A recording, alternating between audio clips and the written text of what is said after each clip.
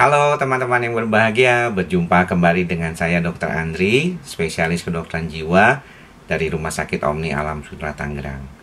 Pada kesempatan kali ini, saya ingin melanjutkan, pernah ada satu video di mana saya menjanjikan ya, waktu saya membahas tentang pikiran negatif dan pikiran positif dan bagaimana melatih pikiran positif agar hilang pikiran negatifnya itu, saya sempat membahas sedikit tentang reaksi dan respon dari suatu peristiwa di dalam kehidupan kita sehari-hari.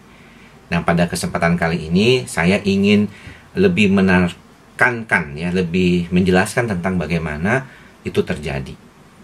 Jadi gini, teman-teman semua, kalau kita bicara tentang suatu kondisi di dalam kehidupan kita, kita ketemu nih sama suatu kejadian ya, atau kita menerima suatu kalau kita bilang tuh input ya dari luar ya, ataupun suatu kejadian, berita, kabar buruk, apapun lah, kabar buruk maupun kabar baik ya, intinya adalah kita akan bereaksi terhadap kondisi tersebut. Nah, reaksi kita ini sebenarnya merupakan reaksi dari yang manusiawi kita alami. Jadi kalau misalnya kita nih ada orang yang tiba-tiba ngagetin kita gitu ya, bak gitu ya, pasti reaksi kita tuh kaget gitu, ya kaget. Kemudian respon kita itu bisa berbeda. Nah, maksudnya apa dok? Jadi begini teman-teman, reaksi kita ini adalah sesuatu yang kita sebut mekanisme defense atau pertahanan mekanisme. Ya, di mana suatu keadaan itu kita akan meresponnya sesuai dengan apa yang kita anggap itu bisa menyelamatkan kita. Makanya kalau di dalam sistem bagaimana kita merespon suatu keadaan, itu pernah dikaitkan dengan apa yang dikatakan oleh Hans Selye tahun 1901 bahkan ya, dulu banget, udah lama banget, dikatakan bahwa kalau kita ya menerima sesuatu hal, baik itu buruk maupun baik, semuanya itu dipersepsikan sebagai suatu kondisi yang harus kita tanggapi. Nah ya, maksudnya ditanggapinya gimana dong? Ya, whether we fight, kita hadapi, atau kita kabur. Jadi kalau misalnya sebenarnya kita itu tidak bisa membedakan mana yang baik dan buruk kalau respon kita terhadap situasi itu tidak kita latih dari sejak lama. Makanya kalau kita bicara tentang orang yang mengalami respon yang bisanya kok bisa bagus banget ya respon dia itu begitu ya, karena dia sudah melatih respon tersebut sudah lama. Padahal reaksinya mungkin tetap kaget. Kalau ketemu kabar buruk ya tetap kaget ya, karena reaksi itu adalah bagian dari sistem pertahanan. Kalau kita misalnya nih ya, dipakai air panas gitu, ataupun kena api, atau kena percikan api gitu, kita kan kaget. Itu namanya reaksi kita tuh. Tapi respon kita selanjutnya, entah kita mikirin terus apinya, atau kita cuek aja, atau kita melakukan ngambil sesuatu, misalnya ngambil obat terus kita olesin di sini, itu adalah yang kita pelajari. Jadi kalau misalnya kita ketemu dengan hal yang buruk lah, anggap kata begitulah ya, negatif gitu ya, mungkin pertama kali kita meresponnya dengan sesuatu hal yang kesel, kecewa, marah, ya, benci. Tetapi respon kita selanjutnya itu yang akan menentukan apakah kita akan terus ya berkutat dengan negatif ataupun rasa nggak nyaman tersebut, atau mungkin kita bisa mengelolanya menjadi hal yang jauh lebih baik. Nah, ini pentingnya nih teman-teman untuk memperhatikan bahwa ternyata orang yang banyak melatih dirinya untuk memberikan respon-respon terhadap situasi-situasi yang dia biasanya perkirakan ataupun dia tidak bisa perkirakan nantinya, maka akan bisa berbeda. Ya, makanya kenapa ada pelatihan.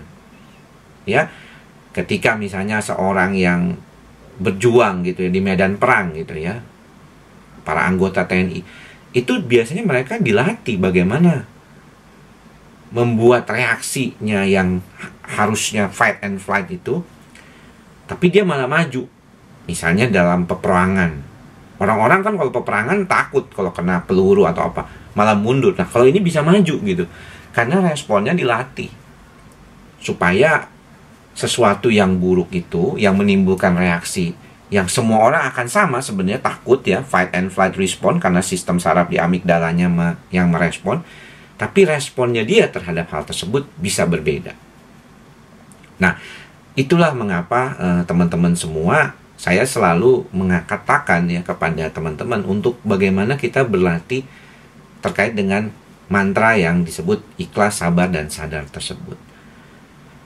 Ini sebenarnya intinya sama dengan kita melatih otot kita gitu ya. Ketika kita melatih otot kita nih, kita tahu bahwa otot kita ini tidak serta-merta bawa dumbbell atau pegang barbel sekali, dua kali naik ke atas terus langsung gede gitu, langsung kuat seperti misalnya Aderai ya. Enggak, Aderai saja sampai sekarang masih berlatih, umurnya sudah lebih dari 51 tahun dia. Dari sejak muda, bahkan dari umur 18-19 sudah berlatih. Bayangkan coba, untuk mempertahankan badannya seperti itu juga harus seperti demikian.